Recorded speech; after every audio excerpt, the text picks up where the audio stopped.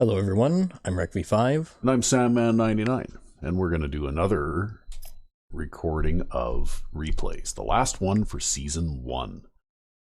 And I like these little features, actually. They're kind of fun. Yeah. You get to talk a little bit about some of your accomplishments or some weird things that happen. And so we're going to start off with a bit of offense here. And this is myself. Okay. And I'm playing a franchise mode on all Madden difficulty with the Minneapolis Looters. And you're playing against all the NFL teams. And I'm playing against all the NFL teams. So this game is from my game against the Arizona Cardinals. And this game was actually a very tough, low-scoring game. It's late in the game right now, and the score is tied 3-3. Yep. You know, like you just can't run against the Arizona Cardinals or anyone else for that matter so far that I've tried on all Madden. Basically, they all stack the line? Well, not even that. It's just that their defensive linemen usually completely overwhelm your offensive line. You know, like they track to the ball like crazy. You can see on the far right there that cornerback has already beaten the wide receiver. Yep. Which is a very, very bad sign if you're trying to turn this run toward the outside. Yep. Which quite often happens because the defensive line and the linebackers usually plug up all the holes so quickly that you pretty much have to bounce the run outside more often than not, even if you're only going to get a couple of yards. On the bright side, though, it looks like your center got pushed backwards so far that it's blocking the linebacker from coming through the line. Yeah, and you can see number 44 there on the Cardinals. He's going to shoot in between those two offensive linemen. Or try. Because there's nobody left to block him. And then just above him, you can just see his body and his feet. There's another defender there, which is why I chose not to run into that big hole there. Yep. Right? I followed the fullback who's going around the outside. And this is actually a run play out of the offset eye, the strong eye. Yep. And it's a very basic run play. It's a shuffle step dive with the fullback blocking basically just a lead wide right. Yep. So it's a very basic play. There's nobody pulling or anything like that. Everybody just blocks straight ahead and the fullback leads, and you just go to wherever the opening opens up. And, you know, like I was saying on all Madden difficulty, usually you run the ball, you gain a yard or two maybe, or you get stuffed for a short loss. Or a 5-yard loss. Well, if you try to run a toss or a sweep play, usually then it'll be a bigger loss. Sometimes they hit your quarterback before you can hand the ball off. Sometimes the defense pops through the line and hits your quarterback before he can even hand the ball off. Yep. But anyway, in this particular case, much to my surprise, I actually managed to tear off a big run. And so the fullback picks up that corner that the wide receiver was responsible for. Yep.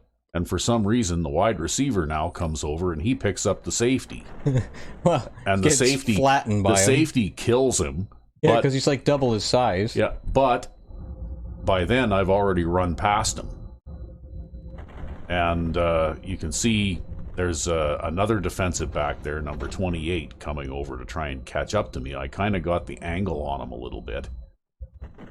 And then, of course, I'm getting close to the sideline. I managed to make an abrupt turn. He dives and misses. And the Looters halfback here, I believe, has between 85 and 90 speed. So he's not extremely blazing fast, but he is fast enough to outrun most linebackers. So those two linebackers, they're not losing any ground, but they're not gaining any ground. Yep. And this turned out to be the biggest play from scrimmage in the game for either team. Huh.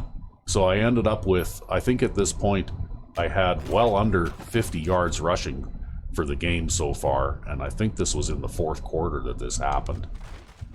And then all of a sudden, out of nowhere, I just run a very basic dive play, and away I go. And this ended up being the winning touchdown. I believe I won this game 10-3. Nice. So, anyway, that's on all Madden difficulty. You don't see this kind of thing happen very often. It's interesting how the blocking ended up setting up. And that linebacker who was trying to shoot the gap, it looks like he couldn't get through. So he tried to turn back around. Yeah. It looks like they had the nickel package on there, because I think Stone there he's either the free safety or the yeah, I think he's the free safety actually. They do that too. I figured out why the AI incessantly plays man lock. Now, one of the reasons that this was a very low scoring game is because the playbook I was using uses a lot of standard formations without very many tight formations and things like that. Yep. And so I wasn't able to exploit the mismatches that we usually get as a result of man lock, and where you end up with all the defenders bunched in the middle of the field. But when you go out with standard formations against that same type of defensive philosophy, well, all of a sudden it becomes nearly impossible to run or pass, because those man lock guys, like cover their receivers extremely closely. They swarm to the ball wherever a handoff goes. It's very, very tough, and you don't have those receivers that are standing in the middle of the field that you can audible to the flat or call a corner route to or whatever and get the outside position. You really have to make I think, like in my experience, in order to be successful with the standard formations, you actually have to make pretty heavy use of motion in order to create those situations. Yeah. Right, or you have to draw, if you're passing, you have to draw routes so that you can actually clear out the zones underneath so that you can get one-on-one coverage. Yeah, because I would say that the AI is extremely successful playing defense against standard formations with their man lock philosophy. I would actually say the worst part about the AI in standard formations is not even necessarily the man lock, it's more just the lack of pass protection. It's very hard to stand there and stay alive long enough to actually throw a pass. Yeah, because a lot of our formations on offense, when we play our own invented formations, we have a lot of big sets. We have a lot of big sets, and there's a reason for that, because those big fullbacks and tight ends quite often end up being extra pass blockers. Yep. Anyway, that's about enough for this particular replay. Okay, we're back with another replay here. And this one's also from the Looters. This time I'm playing against the Seattle Seahawks. And this time around I decided to use my playbook with the wishbone again.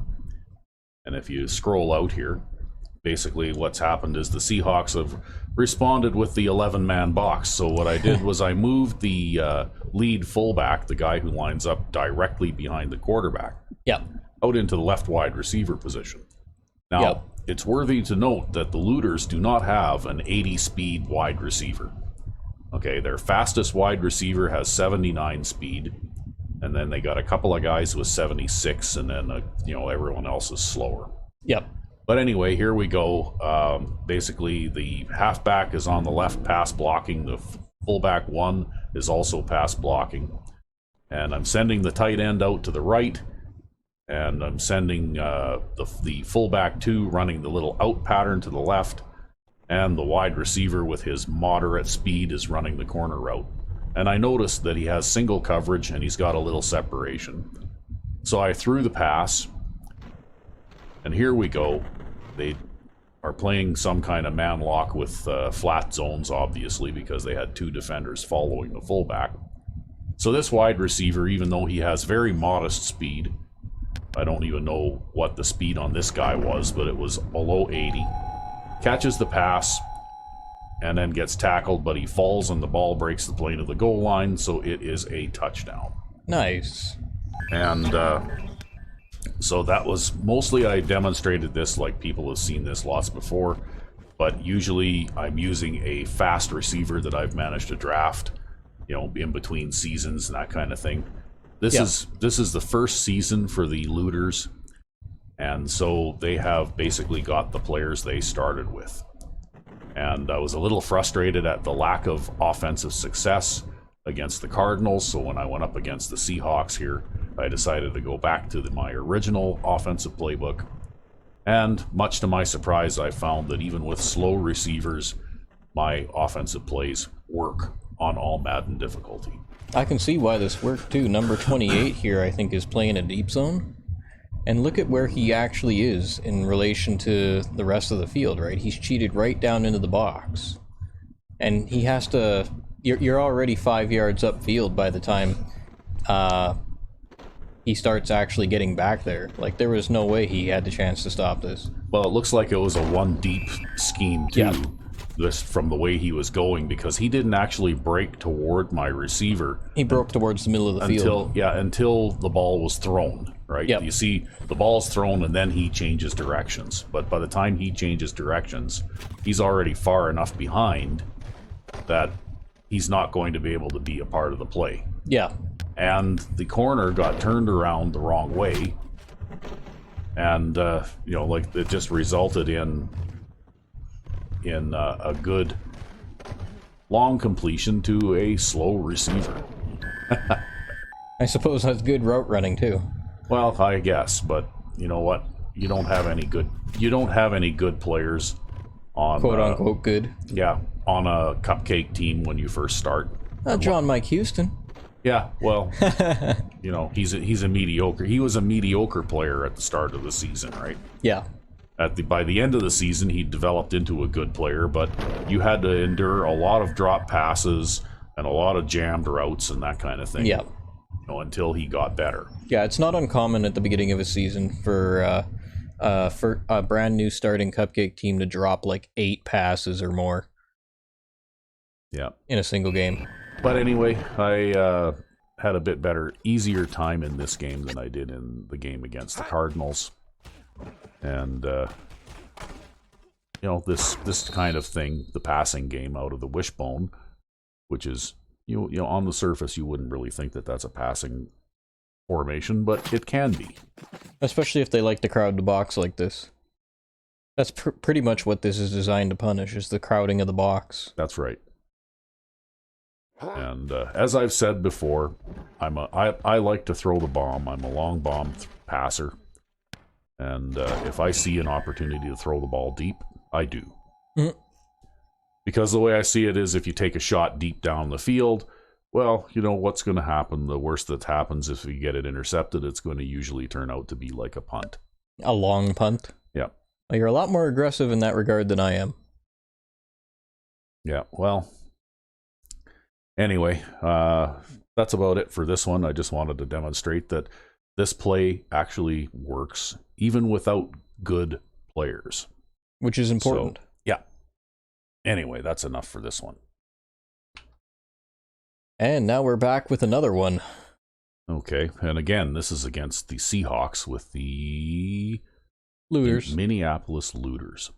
Now, one of the things that I've done is I have evolved my defensive playbook because I discovered playing on all Madden difficulty that it is a bad idea to just play, say, 3 deep zone and have everybody else play short zones underneath and that kind of thing. You always have to have the 2 most dangerous receivers on the team covered by a man in addition to the deep zone. Yep. If you don't, then what'll happen is on all Madden difficulty level, the thing that they do to scale up the difficulty is they make your defensive players play dumber, which means that your corner, who plays the deep zone and who has done a good job of covering the deep pass on his side of the field all the time on all pro, won't be able to do so without some help. Won't be able to do so without some help on all Madden.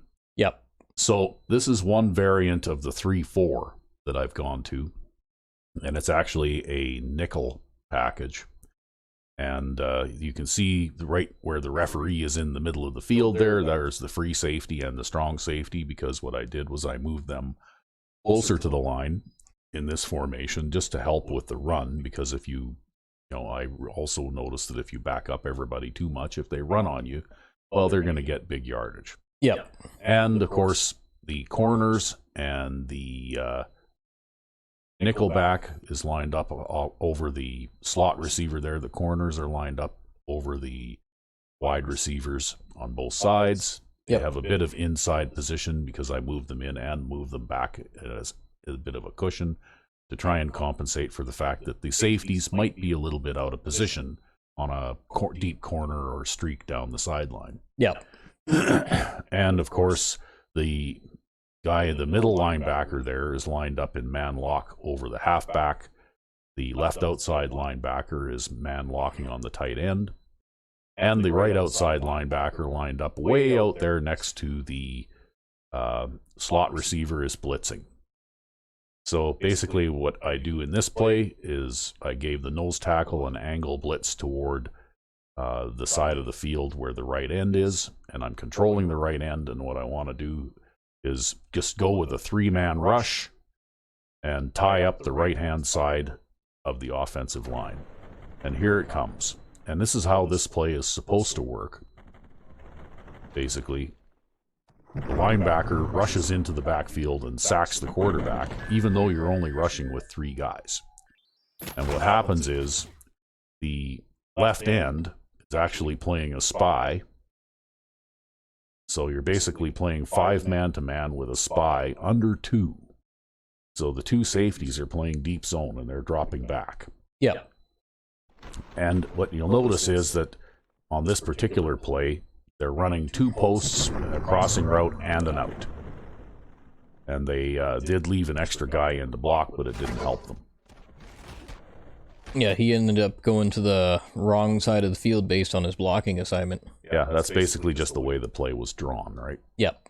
But anyway, that's what the idea is. I move the outside linebackers out wide so that they can attack from the outside, and use the defensive line to try and tie up the offensive line on the side that the linebacker pass rushes from. And I try to position a defensive end in the middle of the field short, because even though they don't catch a lot of passes, they will get hit by a lot of them. Well, and you know what? If you look at that receiver running the crossing route, if that defensive end is not there, that's going to be a completed pass to that guy. Yeah. Right. And there won't be a sack because the quarterback will dump the ball short over the middle to him. Yeah, because he ends up being the one waving his hand, too. Yeah, because he's already beaten his coverage man, right? Yeah. So, anyway, that's kind of what my new defensive philosophy is about. Basically, I've gone to a 3-4 base defense. I still use the monster, and I still play single zones and that kind of thing, but I usually save that for when I'm in the red zone, and if they've been managing to march the ball down the field on me anyway, yeah, then it's time to play more aggressively, take some chances, send extra people, which leaves, of course, fewer people to cover. Yeah. But in this case, we were at their 16-yard line, and I'm not going to do that. I'm going to play deep zone, and I'm going to play man under, just because I don't want them to get a big gain, 83-yard touchdown, right? Yeah. It's interesting, though, because even though you're blitzing from the outside, this right guard has the awareness to figure out that you're coming, but he realizes it too late. Yeah. Right? Well, that's sort of what this all hinges on, right? Is that, offensive linemen, even if they're smart and they're playing on all Madden, well, they can't necessarily deal with all of the little tricks that you do. And of course, This is a non-standard formation. If this was a standard formation with the linebacker actually positioned about where the hash mark is there, next to number 93, well, chances are somebody would have noticed him and come and picked him up. But I noticed a while back that if you position a pass rushing player far enough away, the AI doesn't seem to notice him until it's too late. I have noticed, though, that you can get a similar pass rush out of the standard 3-4 if you spread the linebackers, too. If you like to play a lot of standard 3-4. I guess that's more my thing than it is yours. Well, I do play standard 3-4 as well, but usually I do that when I'm expecting a run. Yep. Whereas I use it as a pass rushing formation. If I'm expecting a run, I'll play a 4-3. Yeah. But this is how I attack the pass. If I'm expecting a pass, then you'll probably see an angled blitzing linebacker or defensive back coming from that starting position right there. Yep. Because it's a way that I can get good pressure on the quarterback quickly and still have, good downfield coverage. I think what really makes this, too, is the fact that with the way the pass rush ends up here, you guys kind of end up stunting here. Yeah. And I think that really ends up confusing the center because he doesn't know who to focus on. Yeah, that happens quite a bit actually when you use the angle blitz with the nose tackle in the 3-4. He and the defensive end on the side that the nose tackle is crashing to will quite often cross over each other. Yeah. And it looks like he actually turns around to help you with a double team here, because you actually stand up this blocker. Although I don't know if he actually engages you this time. I don't think he actually engages you on this play. Yeah. But you have to be aware enough that this could happen, that when it does happen, if you're controlling the defensive end, you have to have the presence of mind to head back inside and hit the guard there instead of trying to keep going where you were. Yeah. Because if you keep going where you were, well, you can see that linebacker didn't have a lot of room to get by. Yeah, the lineman would actually go back and pick him up. And if you're, well, not only that, but you would get, your defensive end would get in your own guy's way. Yeah. Right? So the whole idea is to keep the offensive line bunched in the middle so that the outside guy can get by them. Yeah. And in this particular case, it was successful. And I'm surprised, though, that it's very, this is actually unusual. You don't usually get this kind of success coming from the quarterback's left side for some reason. And that's why, even with your defensive schemes too, your left defensive end and your left outside linebacker, they pile up sacks like crazy. But my right end and my right outside linebacker don't get very many, right, in spite of the fact that they're better players. That's right. And you know what? I find the same thing with my defensive schemes too. For some reason, pass rushing from the right side of your defense is just less successful than if you go from the left side. Yeah. And I don't know why that is, but it just is that way. But occasionally, if you persevere and you keep doing this, and of course, I tend to pass rush from the side where there is no tight end, because quite often the AI uses that tight end as an extra pass blocker. Yep. And that, of course, nullifies your pass rush completely. Yep. And so, that's why I usually, if I'm going to blitz, I'm going to blitz from the weak side because, it's the easiest path. Yep. Anyway, that's about it for the demonstration of the new defensive scheme that you will be seeing with the lifers coming up. Nice. Okay, and now we've got another replay here. This one looks like we're back on offense. Yeah, and this is the Spitfires against, I believe, the Ponies. Yeah. And what this is, actually, is it's a demonstration. This is also on All Madden, because I've been playing the Spitfires on All Madden for a while. Season 7? Yeah, this is like season 5 or 6, I believe. 5 or 6? Yeah, maybe season 7 early in the season. But anyway, as you can see, it looks like I've got a single back big formation here. Yeah. And what I've done is I've motioned Taylor, the right tight end, over. Yep. So that he's in the gap between the left tight end and the left tackle. And you can see that the defense has basically crowded the line. They're showing blitz. They've got the corners out wide, though, which is why I don't respond with some kind of a bunched up formation. Yep. And also, I may not have had time to call an audible, because sometimes that's just how things work out. I think there's 7 seconds left on the time clock. So you had time here, but... yeah. But anyway, I decide to run the play anyway. Yep. And all this is it's basically what I call a halfback slant. It's a back step and then a slant run. And as you can see, my motion tight end there picks up a defender, and my left tight end picks up a defender, and everyone else picks up somebody on that side. Do their jobs. Yep, I'm getting a wide receiver block on the corner, and I shoot through the gap, and I'm gone. Like, no one's going to catch me. And this is one of the big reasons why you don't stack the line the way that these guys were doing, unless you're awfully sure that you can overwhelm the line, right? Yeah. Because that was a very fast way to give up a touchdown. And again, no, this is a standard formation. This is basically the standard single back big formation. They stacked the line, they shifted the line over to one side, so I decided to use the playmaker stick to run the other way. Yep. And then I decided to move the tight end over to help out with the blocking. I mean, you snapped it before they could make an adjustment. They don't always make an adjustment. when you move the tight end over, for some reason, they don't always respond.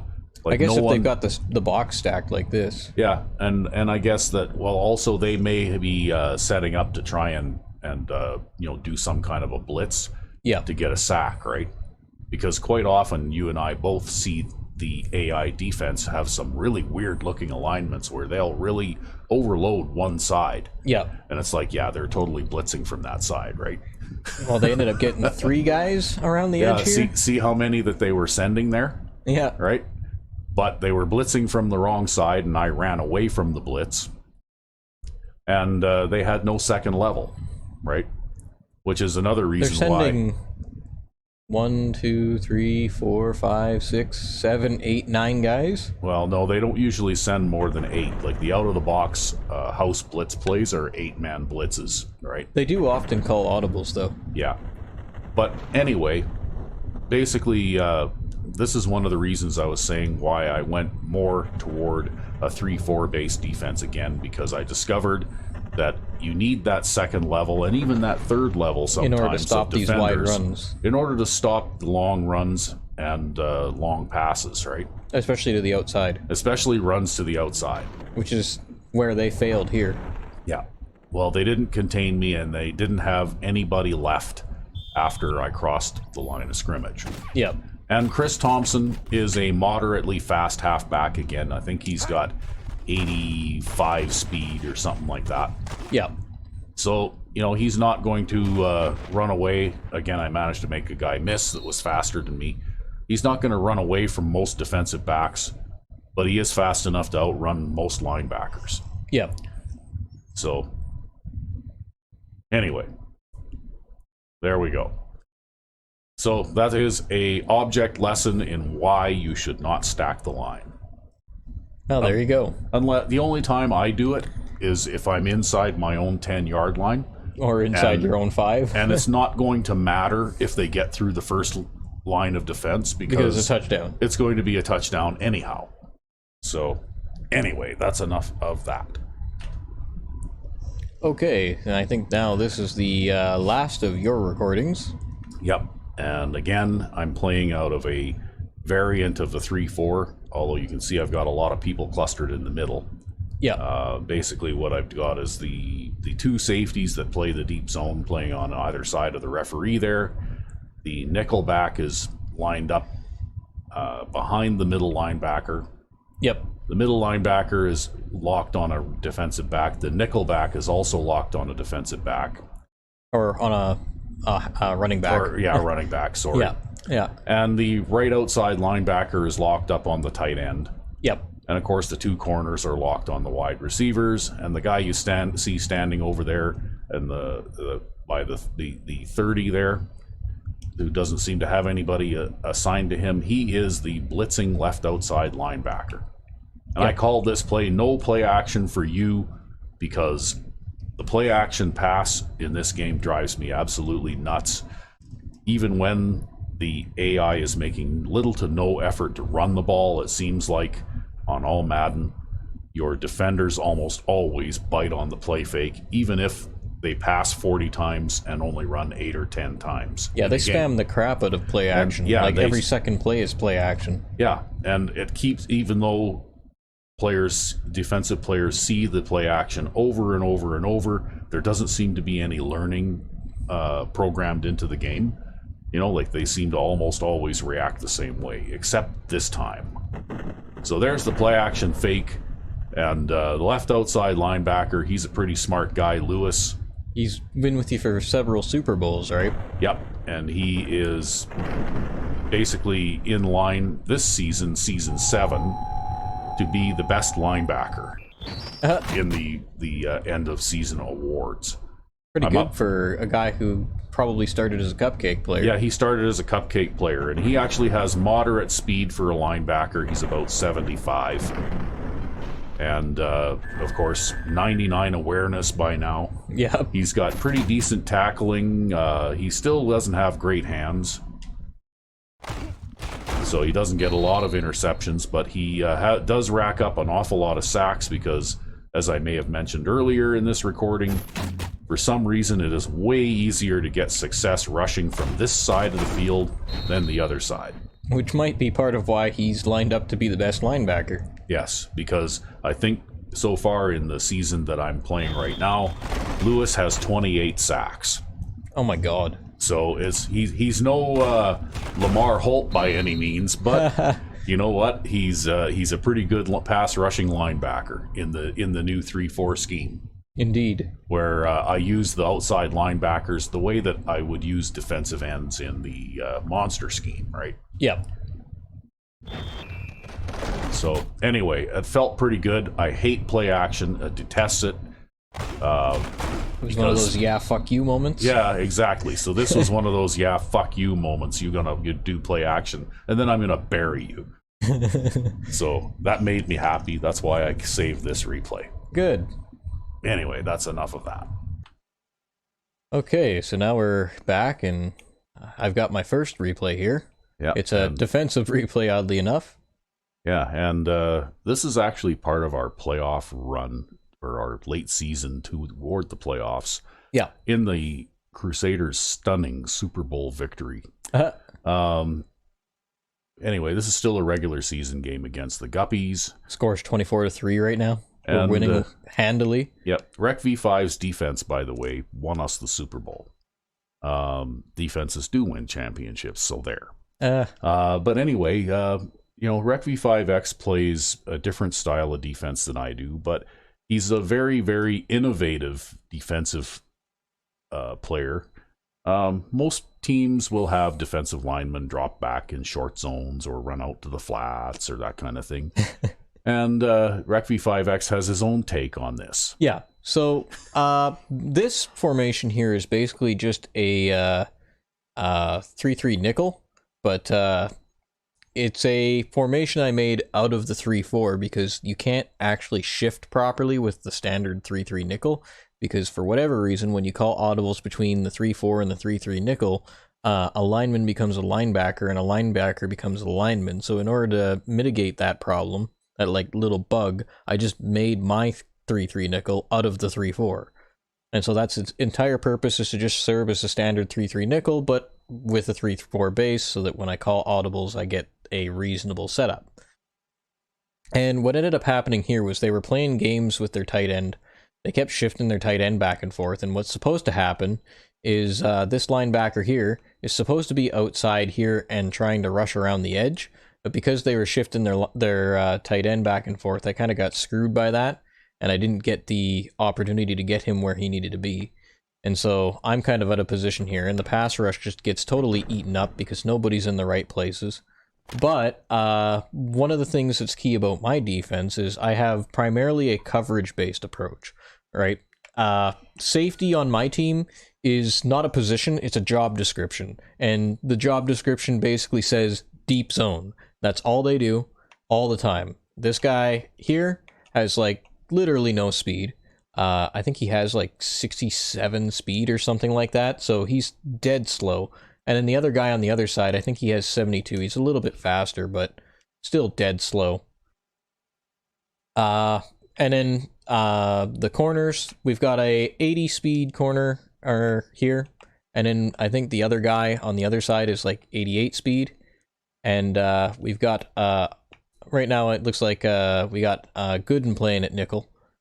But basically what ends up happening here is, in order to compensate for the hole that ends up coming up in a 2-deep man under scheme, I have to drop somebody back into that gap in order to make sure that the gap gets filled.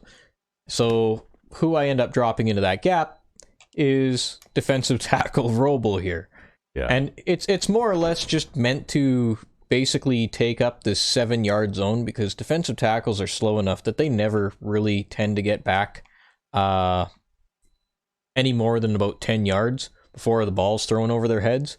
But Roble here is actually exceptionally quick for a defensive tackle. He's a little bit undersized, and he actually has like 60 some odd speed. Like, he's got the stats of a defensive end, so he can run a fair bit. And what ends up happening here is he's dropping back in his deep zone, and he starts running before this guy even gets into his zone, because he knows he's going to have to get there. So he's pretty aware. and it's actually kind of funny what happens. The quarterback's like, oh, he's got coverage on defensive, he's got a defensive tackling coverage with him, let's throw him the ball. But Robo gets his hands up here and almost picks the ball off. Yep. I think it actually hits him in the hands here, and then he just drops it, and then he hits the guy for good measure. Yep. So, yeah, Daryl Roble gets a deep pass defense. I think, how far downfield is he? Like 35 yards? Oh. You know, like that's crazy. Yeah. Right? That was a long bomb down the middle. And there he is, and you know what? He's the guy who has the first shot at this ball. Yep. It's just that he's a defensive lineman, so he doesn't have very good hands. So he didn't catch it. But he did definitely prevent the receiver from catching the ball. Yep.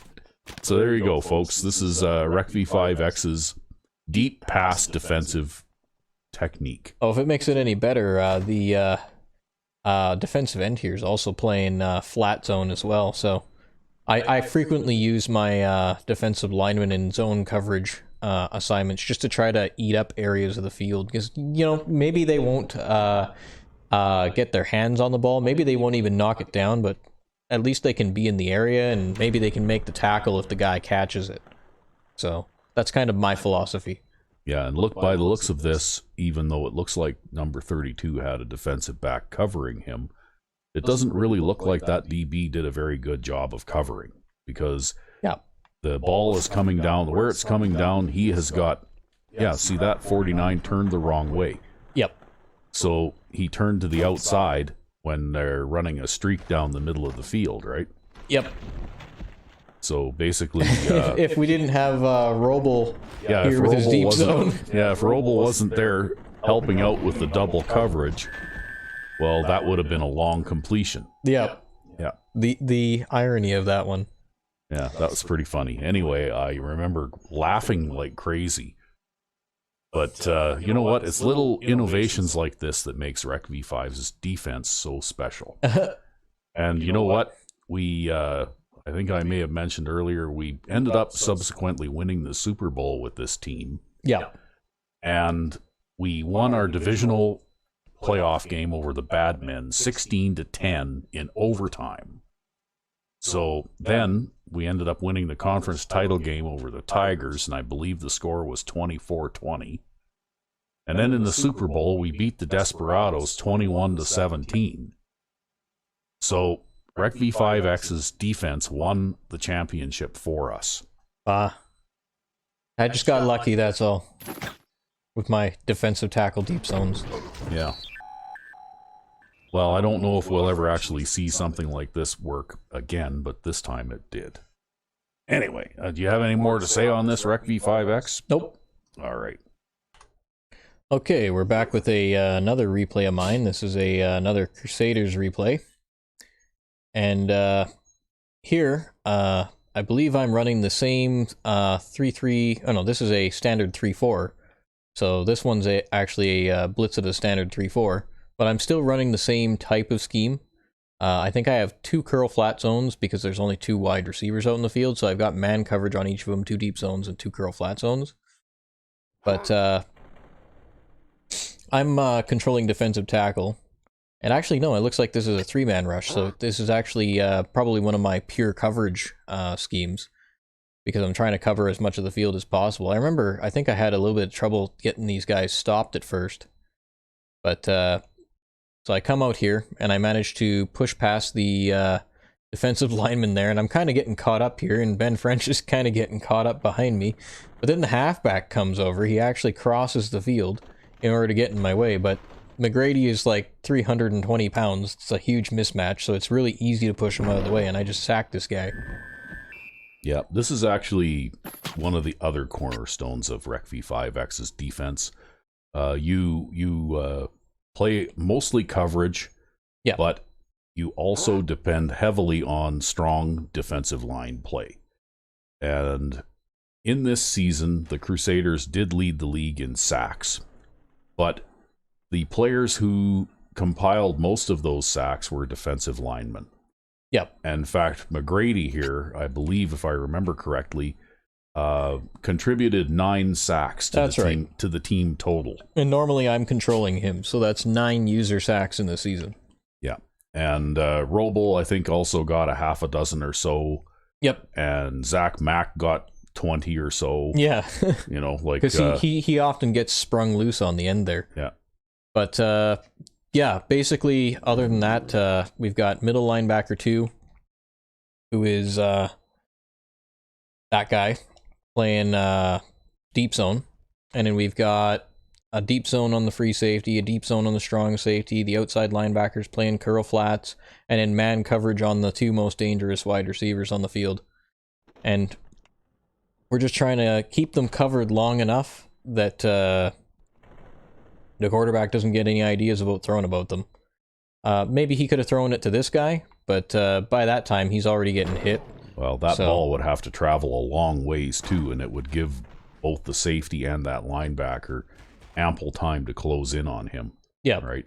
They were in a good position, both of them, to defend a pass. This guy probably would have been a good receiver for the quarterback to look for, but the halfback leaking out toward the flat, right? Since he's going upfield and I had a curl flat zone there, it might have been outside of the quarterback's progression. Maybe he'd already checked the field there and saw that I had the flat zone. So yeah, because eventually, but it also takes quite a long time to run that. I mean, that's basically almost like a long pass pattern, right? Yeah. You know, like how far he has to run. He has to run just as far as that guy in the middle did, running way down the field, right? Yeah. And because your defensive line managed to get penetration in the middle of the pocket there, with our 3-man rush. With your 3-man rush. That's what crashing does too, though, right? Yep. Is that even though your defensive line is outnumbered by the offensive line, your defensive tackle there manages to avoid the center just by crashing around him. And, well, he's definitely trying to get in there. Yeah. But I think the fact that I'm trying to push through that guy helps out a little bit. Yeah. And then, I don't know, sometimes they can actually engage you in a double team block, but this wasn't one of those cases where they engaged you in a double team block. Yeah, but so I've instead seen the guy this, just kind of stood there. Yeah, I've seen this with McGrady before, though, and he doesn't have a very high speed rating, but he does have a pretty good acceleration rating for a defensive tackle. Yeah, so he gets up to speed really quickly. Yeah, I think that he basically just runs around the center before the center has time to react. Yeah. I think that's what... I've seen that happen in other plays that you've run similar to this, too. Yep. Now, this happens fairly often. I mean, I don't always rush with all 3 defensive linemen. I drop them back in zones more often than not, like little short hook zones and flat zones, and occasionally the deep zone. But I do have some plays here, especially if I'm struggling on the coverage end, to just go full coverage with the linebackers and just rush with the defensive line. Yeah. Well, that was a nice sack to get with a 3-man defensive line rush. So, anything else to say about this one? Nope. Nope. Okay. Okay, we're back with the last replay of the day. And it's my last replay, actually. It's one of mine. Playing the nickel wide here against their 4 wide receiver set. I didn't know it was going to be a tight set coming out onto the field. And that's always kind of a little bit discouraging because the tight set can sometimes interfere with your outside pass rush. But here, I think I'm just playing some good old man under 2. So 2 deep zones, man coverage all across. I think I have the defensive end on the right-hand side playing a hook zone. And then the other 3 defensive linemen are just pass rushing. But... and you know what? I don't normally have much sympathy for quarterbacks. Okay? This is your favorite one. But in this one, I actually winced when this happened. But yeah, we'll follow it through. You can explain it. So basically the way this works, it's a play that you guys have all seen before. I'm crashing to the left, and I'm trying to make sure to evade the center and hit the left guard here, or the right guard, and he actually pushes me off of him. So, but I kind of end up eating up this block, and then what ends up happening is you have McGrady, who actually evades the guy. I think that's, again, because of his acceleration and his agility. He actually evades the guy, and him and Zach Mack, who came around the end untouched, end up gang tackling the quarterback here.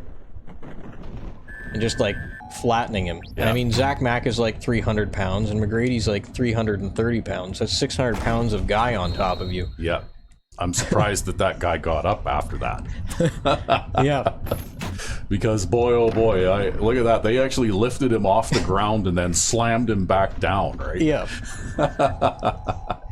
Well, I think McGrady ended up getting credited with this sack, but Yeah. Yeah, poor old Oliver Clark there. He had definitely had a bad day, because I think the previous sack replay was against these guys as well. Yeah. And yeah, your defensive line really roughed up the quarterback in this one quite a bit. Well, I think what helps too is just even if the coverage guys that I've got out there aren't fast enough to fully cover these guys, they seem to have enough acceleration and enough agility to at least keep up with them at the start. And that first little start is really what makes it for these pass plays. Yeah, but you got to look at you got the spy there, the defensive end. Ben French is spying. Yep. But Okay. look at number 54, Wade, though, right? Yep. They left the halfback in to block, so And he's just mirroring him. Wade is just hanging around in the middle, and Yep. the guy who would normally be the distress receiver, the guy that you would throw the ball away to real quick, is Yep. number 84 there, right? Running across the field, because that's the quickest pass to throw. Yeah, and so I'm taking away the outlet receiver. But you're basically taking away the outlet receiver, because that in route works really well against man coverage. You can see the man covering 84 there, He's way behind him. and he's way behind him. He's got him beat already. Yep. But those two guys, French and Wade, standing in the middle, they take away that pass. Yeah. And the idea is by the time that it finally comes free, even after they pass them in the middle, hopefully by then you're actually hitting the quarterback. Yeah. And if not, I mean, it's not the end of the world. I mean, I still do have coverage guys out here who can come around and make the tackle. Yeah. But you know what? If those guys hadn't been in the middle to shut down that little short pass, you probably would have given up between 5 and 10 yards Yeah, probably. on this pass play before Yep. before the deeper guys would be able to hem him in and tackle him. Yep, and that's usually how it works, actually. A lot of the pass plays kind of end up in a bend but don't break situation where you give up a lot of yardage but not a lot of points. Yeah, because you're giving up to the short pass. I mean, if you look deeper down the field there, you got a guy running straight down the middle. You got a guy running kind of like a deeper crossing route. Yep. And you had a guy running out to the right to the flat, and none of them were open. Right? You wouldn't want to throw this ball to any of them, really. Because even if you throw to this guy out here on the flat, well, that guy, that defender is going to cut him off, and you're not going to get much in the way of yardage on that play. Yeah. So, but you know what? That's what I found too, since I started to change gears a little bit defensively, because what I was doing a lot of is trying to do double duty with defensive players who could play deep zones, and they would cover briefly short and then continue to drop. Yeah. And since I started playing on all Madden, I found I had to become a little more sophisticated. And you know what? This is a look at your way of becoming a little more sophisticated on defense too. Is that you think about where all of the receivers could possibly run, and you try and take away as many pass routes as possible, and you sacrifice as few people as possible to get a good pass rush. That's right, yeah. In fact, I'd actually rather get no pressure on the pass rush and still have people covered, because then at least I'm not going to give up a big play. Yeah. But, however, you get a lot of defensive line sacks, but a lot of your defensive line success is probably due to the fact that your coverage is good enough that the opposing quarterback has to hold the ball too long. yeah. Probably. But anyway, that's all of the replays for this time around. Again, this is the end of Season 1. I'm RecV5. And I'm Sandman99. And when next you hear from us, we will be preparing to begin Season 2.